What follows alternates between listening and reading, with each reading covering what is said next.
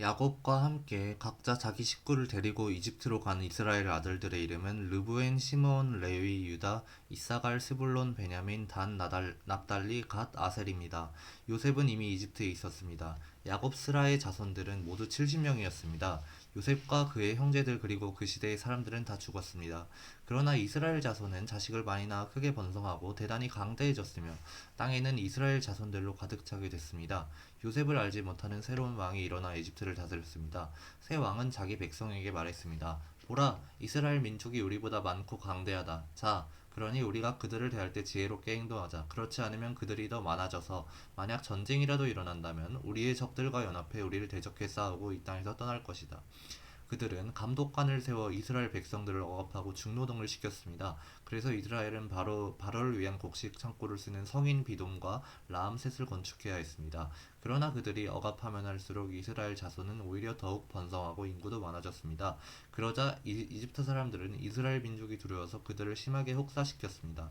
이집트 사람들은 이스라엘 민족에게 회반죽과 벽돌 굽기와 온갖 반일 등의 고된 노동을 시켜 그들의 삶을 고달프게 만들었습니다.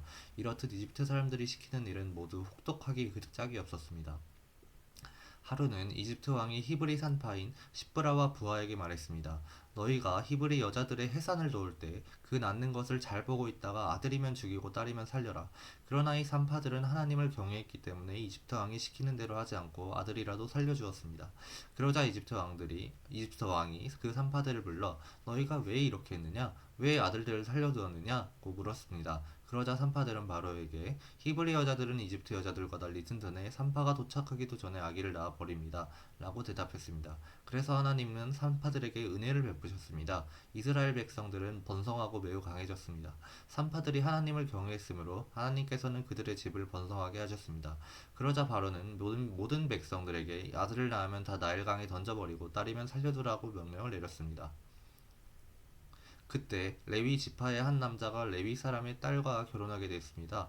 여자가 임신해 아들을 낳았는데 그 아기가 너무나 잘생겨 3개월 동안 숨겨두고 키웠습니다. 그러나 더 이상 숨길 수 없게 되자 여자는 갈대 상자 하나를 준비하고 거기에다 역청과 송진을 바르고 아기를 그 안에 뉘었습니다. 그리고 갈대 상자를 나일 강두개에 따라 나 있는 갈대 사이에 두었습니다.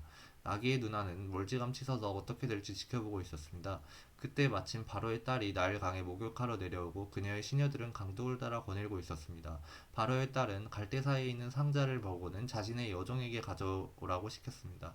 바로의 딸이 상자를 열어보니 울고 있는 한 아기가 있었습니다. 바로의 딸은 불쌍한 마음이 들어 히브리 사람의 아기 있는가 보다라고 말했습니다. 그때 아기의 누나가 바로의 딸에게 제가 가서 공주님 대신에 아기에게 젖을 먹일 히브리 여자를 한 명 데려올까요? 라고 말했습니다. 바로의 딸은 그렇게 하라고 대답했습니다. 그러자 아기의 누나는 가서 그 아기의 엄마를 데려왔습니다. 바로의 딸은 이 아기를 데려다가 나를 대신해 젖을 먹여라. 내가 대가를 주겠다고 했습니다. 그리하여 그 여인은 아기를 데려다가 젖을 먹여 키웠습니다. 아이가 어느 정도 자라자 그녀는 아이를 바로의 딸에게 데려다 주었고 아이는 그의 아들이 됐습니다. 바로의 딸은 내가 그를 물에서 건졌다라고 하여 이름을 모세라고 지어주었습니다. 세월이 흘러 모세는 어른이 됐습니다. 어느 날 모세는 자기 민족이 있는 곳에 나갔다가 그들이 중노동하는 것을 지켜보았습니다. 모세는 어떤 이집트 사람이 자기 동족인 히브리 사람을 때리는 걸 보다가 이리저리 살펴 아무도 없는 것들을 보고는 그 이집트 사람을 죽여 모래 속에 묻었습니다. 다음 날 모세가 나가보니 히브리 사람 둘이 싸우고 있었습니다. 모세가 잘못한 사람에게 왜 동족끼리 치고받고 싸우는 것이냐고 말했습니다. 그 잘못한 사람은 누가 너를 우리 통치자나 재판관으로 세웠느냐? 네가 이집트 사람을 죽이더니 이제 날 죽일 생각이냐? 라고 말했습니다. 그러자 모세는 두려워하며 속으로 내가 한 짓이 탈로 났구나 하고 생각했습니다. 바로는 이 사실을 듣고 모세를 죽이려고 했습니다. 그러나 모세는 바로의 얼굴을 피해 도망쳐 미디안으로 가서 살았습니다. 하루는 모세가 미디안의 한 우물가에 앉아 있을 때였습니다. 미디안 제사장이 딸 일곱이 있는데 물을 길러 와서는 구유에다 그 아버지의 양떼에게 줄 물을 채웠습니다. 그런데 몇몇 양치기들이 와서 미디안 제사장의 딸들을 쫓아내는 것이었습니다. 그때 모세가 일어나 딸들을 도와주었고 그 양들에게 물을 먹여주었습니다. 그 딸들은 자기 아버지 르우엘에게로 되돌아갔습니다. 그러자 그 아버지가 오늘은 웬일로 이렇게 일찍 돌아왔느냐고 물었습니다.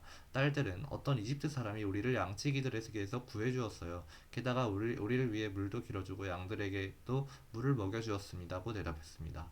아버지는 그가 어디 있느냐? 왜 그를 그냥 두고 왔느냐? 그를 불러 음식을 대접하자라고 딸들에게 말했습니다. 그리하여 모세는 흔쾌히 르우엘과 함께 살기로 했습니다. 르우엘은 자기 딸 십보라를 모세에게 주었습니다. 십보라는 모세에게 아들을 낳아주었습니다. 모세는 아들의 이름을 게르솜이라고 지었습니다. 모세가 말하기를 내가 이방 땅에서 이방 사람이 됐다라고 했기 때문이었습니다. 오랜 세월이 흘러 그 이집트 왕이 죽었습니다. 이스라엘 민족은 중노동으로 인해 신음하여 울부짖었습니다. 그러자 이스라엘 민족의 울부짖는 소리가 하나님께 이르렀습니다. 하나님께서는 이스라엘 민족의 신음소리를 들으시고 아브라함과 이삭과 야곱과 맺은 언약을 기억하셨습니다. 하나님께서는 이스라엘 백성들을 보시고 그들에게 관심을 기울이셨습니다.